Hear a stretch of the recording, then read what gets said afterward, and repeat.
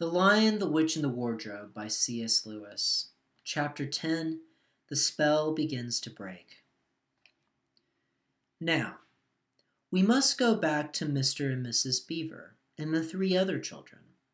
As soon as Mr. Beaver said, "There's no time to lose," everyone began bundling themselves into coats, except Mrs. Beaver, who started picking up sacks and laying them on the table and said, "Now, Mr. Beaver, just reach down that hand, and there's a packet of tea, and there's sugar and some matches. And if someone will get 2 or 3 loaves out of the crock over there in the corner." "What are you doing?" Mrs. Beaver exclaimed Susan. "Packing a load for each of us, dearie," said Mrs. Beaver very coolly. "You didn't think we'd set out on a journey with nothing to eat, did you?"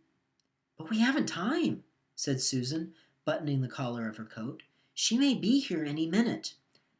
"That's what I say," chimed in Mr. Beaver. "Get along with you all," said his wife. "Think it over, Mr. Beaver. She can't be here for a quarter of an hour at least."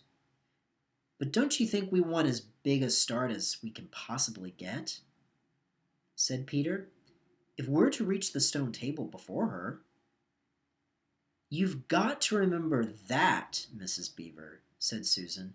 "As soon as she has looked in here and finds we're gone, she'll be off at top speed." "That she will," said Mrs. Beaver. "But we can't get there before her whatever we do, for she'll be on a sledge and we'll be walking." "Then we have no hope?" said Susan. "Now don't you get fussing, there's a dear," said Mrs. Beaver. "But just get half a dozen clean handkerchiefs out of the drawer. Course we've got a hope. We can't get there before her, but we can keep under cover and go by ways she won't expect, and perhaps we'll get through." "That's true enough, Mrs. Beaver," said her husband. "But it's time we were out of this." "And don't you start fussing either, Mr. Beaver," said his wife. "There, that's better.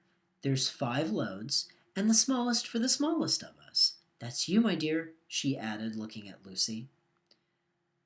"Well, I'm nearly ready now," answered Mrs. Beaver at last, allowing her husband to help her into her snow boots. "I suppose the sewing machine's too heavy to bring?" "Yes, it is," said Mr. Beaver. "A great deal too heavy. And you don't think you'll be able to use it while we're on the run, I suppose?" "I can't abide the thought of that witch fiddling with it," said Mrs. Beaver. "Breaking it or stealing it, as likely as not." "Oh, please, please, please do hurry," said the 3 children.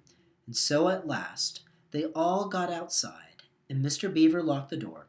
"It'll delay her a bit," he said, and they set off, all carrying their loads over their shoulders. The snow had stopped, and the moon had come out when they began their journey. They went in single file, first Mr. Beaver, then Lucy, then Peter, then Susan, and Mrs. Beaver last of all.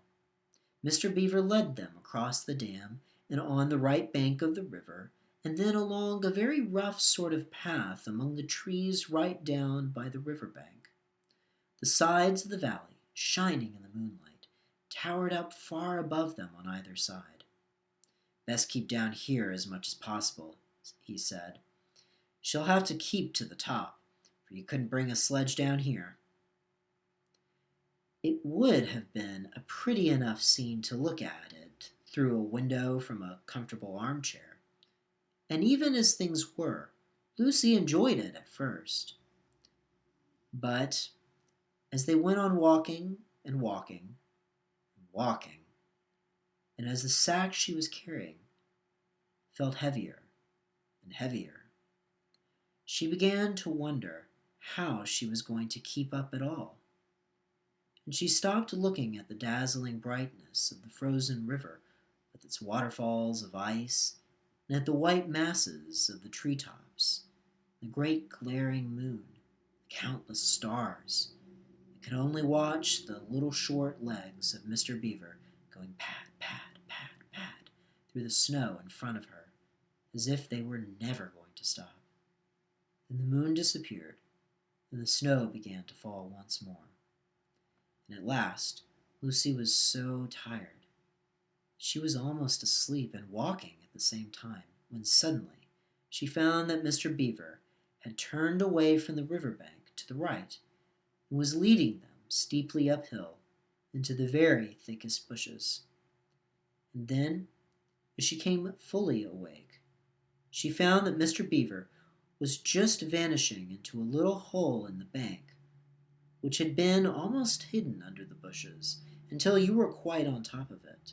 In fact, by the time she realized what was happening, only his short, flat tail was showing.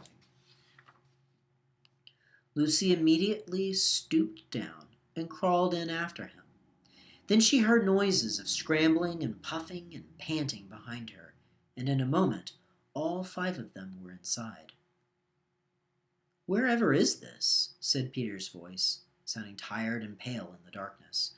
"I hope you know what I mean by a voice sounding pale." "It's an old hiding place for beavers in bad times," said Mr. Beaver, "and a great secret. It's not much of a place, but we must get a few hours' sleep." "If you hadn't all been in such a plaguey fuss when we were starting, I'd have brought some pillows," said Mrs. Beaver. It wasn't nearly such a nice cave as Mr. Tumnus's, Lucy thought. Just a hole in the ground, but dry and earthy. It was very small, so that when they all laid down, they were all a bundle of clothes together. And what with that and being warmed up by their long walk, they were really rather snug. If only the floor of the cave had been a little smoother. Then Mrs. Beaver handed round in the dark a little flask out of which everyone drank something. It made one cough and splutter a little and stung the throat, but it also made you feel deliciously warm after you'd swallowed, and everyone went straight to sleep. It seemed to Lucy only the next minute, though really it was hours and hours later, when she woke up feeling a little cold and dreadfully stiff and thinking how she would like a hot bath. Then she felt a set of long whiskers tickling her cheek and saw the cold daylight coming in through the mouth of the cave. But immediately after that, she was very wide awake indeed, and so was everyone else. In fact, they were all sitting up with their mouths and eyes wide open, listening to a sound, which was the very sound they'd all been thinking of and sometimes imagining they heard during their walk last night. It was the sound of jingling bells. Mr. Beaver was out of the cave like a flash the moment he heard it. Perhaps you think, as Lucy thought for a moment, that this was a very silly thing to do. But it was really a very sensible one. He knew he could scramble to the top of the bank among bushes and brambles without being seen, and he wanted above all things to see which way the witch's sledge went. The others all sat in the cave, waiting and wondering. They waited nearly 5 minutes. Then they heard something that frightened them very much. They heard voices. "Oh," thought Lucy, "he's been seen. She's caught him." Great was their surprise when a little later they heard Mr. Beaver's voice calling to them from just outside the cave. "It's all right," he was shouting. "Come out, Mrs. Beaver. Come out, sons and daughters of Adam. It's all right. It isn't her." This was bad grammar, of course, but that is how beavers talk when they are excited. I mean, in Narnia. In our world, they usually don't talk at all. So Mrs. Beaver and the children came bundling out of the cave, all blinking in the daylight, and with earth all over them, and looking very frowsty and unbrushed and uncombed, and with sleep in their eyes. "Come on!" cried Mr. Beaver, who was almost dancing with delight.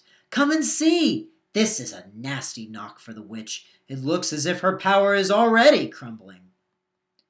"What do you mean, Mr. Beaver?" panted Peter as they all scrambled up the steep bank of the valley together.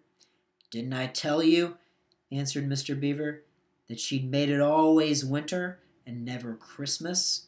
Didn't I tell you? Well, just come and see." And then they were all at the top and did see. It was a sledge, and it was reindeer with bells on their harness. But they were far bigger than the witch's reindeer, and they were not white, but brown. And on the sledge sat a person whom everyone knew the moment they set eyes on him. He was a huge man in a bright red robe, bright as holly berries, with a hood that had fur inside it and a great white beard that fell like a foamy waterfall over his chest. Everyone knew him because, though you see people of his sort only in Narnia, you see pictures of them and hear them talked about, even in our world, the world on this side of the wardrobe door. But when you really see them in Narnia, it is rather different. Some of the pictures of Father Christmas in our world make him look only funny and jolly. But now that the children actually stood looking at him, they didn't find it quite like that. He was so big, so glad, and so real that they all became quite still. They felt very glad, but also solemn. "I've come at last," said he. "She has kept me out for a long time, but I have got it at last. Aslan is on the move. The witch's magic is weakening." And Lucy felt running through her that deep shiver of gladness which you only get if you are being solemn and still. "And now," said Father Christmas, "for your presents. There is a new and better sewing machine for you, Mrs. Beaver. I will drop it in your house as I pass." "If you please, sir," said Mrs. Beaver, making a curtsy, "it's locked up." "Locks and bolts make no difference to me," said Father Christmas. "And as for you, Mr. Beaver, when you get home you will find your dam finished and mended, and all the leaks stopped, and a new sluice gate fitted." Mr. Beaver was so pleased that he opened his mouth very wide, and then found he couldn't say anything at all. "Peter, Adam's son," said Father Christmas. "Here, sir," said Peter. "These are your presents," was the answer. "And they are tools, not toys. The time to use them is perhaps near at hand. Bear them well." With these words he handed to Peter a shield and a sword. The shield was the color of silver, and across it there ramped a red lion, as bright as a ripe strawberry at the moment when you pick it. The hilt of the sword was of gold, and it had a sheath and a sword belt and everything it needed, and it was just the right size and weight for Peter to use. Peter was silent and solemn as he received these gifts, for he felt they were a very serious kind of present. "Susan, Eve's daughter," said Father Christmas, "these are for you." And he handed her a bow and a quiver full of arrows and a little ivory horn. "You must use the bow only in great need," he said, "for I do not mean you to fight in the battle. It does not miss easily. And when you put this horn to your lips and blow it, then, wherever you are, I think help of some kind will come to you." Last of all he said, "Lucy, Eve's daughter." And Lucy came forward. He gave her a little bottle of what looked like glass, but people said afterwards that it was made of diamond, and a small dagger. "In this bottle," he said, "there's a cordial made of the juice of one of the fire flowers that grow in the mountains of the sun. If you or any of your friends is hurt, a few drops of this will restore them. And the dagger is to defend yourself at great need, for you also are not to be in the battle." "Why, sir?" said Lucy. I don't know, but I think I could be brave enough." "That is not the point," he said, "but battles are ugly when women fight. And now," here he suddenly looked less grave, "here is something for the moment for you all." And he brought out, I suppose from the big red bag at his back, but nobody quite saw him do it, a large tray containing 5 cups and saucers, a bowl of lump sugar, a jug of cream, and a great big teapot all sizzling and piping hot. Then he cried out, "Merry Christmas! Long live the true king!" and cracked his whip, and he and the reindeer and the sledge and all were out of sight before anyone realized that they had started. Peter had just drawn his sword out of its sheath and was showing it to Mr. Beaver when Mrs. Beaver said, now then, don't stand talking there till the tea's gone cold. Just like men. Come and help to carry the tray down, and we'll have breakfast. What a mercy I thought of bringing the bread knife." So down the steep bank they went, and back to the cave, and Mr. Beaver cut some of the bread and ham into sandwiches, and Mrs. Beaver poured out the tea, and everyone enjoyed themselves. But long before they had finished enjoying themselves, Mr. Beaver said, "Time to be moving on now.